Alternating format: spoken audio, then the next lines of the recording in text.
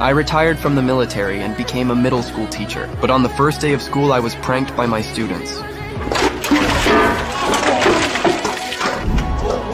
My lightning-fast reaction left the students waiting to laugh completely stunned, but what they didn't know was that I had served in the Navy SEALs and survived real bullets and real war. I simply grew tired of the cruelty of the battlefield, so I chose to return to my hometown. Then I casually walked to the podium and wrote my name and phone number on the board. But then my phone suddenly rang in my pocket. A familiar voice came through the line. I turned and saw those mischievous faces trying not to laugh, and I felt helpless.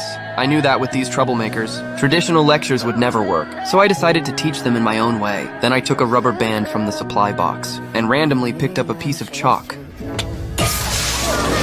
The students who were proud a moment ago instantly panicked. I stood under my umbrella watching them with satisfaction, but the students were unconvinced and secretly discussed ways to get me fired. The next day the classroom was strangely quiet. The students acted more restrained, but their eyes were still full of disdain. So to get them to listen, I told them they could smoke in class, and that if they answered 3 of my questions correctly, I'd let them leave early. Then I told a student to take out a pack of cigarettes and asked them what chemicals cigarettes were made of. John was lucky enough to answer everything right and left the room smugly while everyone else envied him. The rest of the students instantly got excited. Everyone raised their hands at once, and I used the chance to teach them real knowledge. And gradually they started to enjoy my class, but the peace didn't last long. I was told that 5 students were facing expulsion for fighting, so I rushed to the scene and found my class fighting with the honor class. I quickly forced them apart and asked them why they were fighting.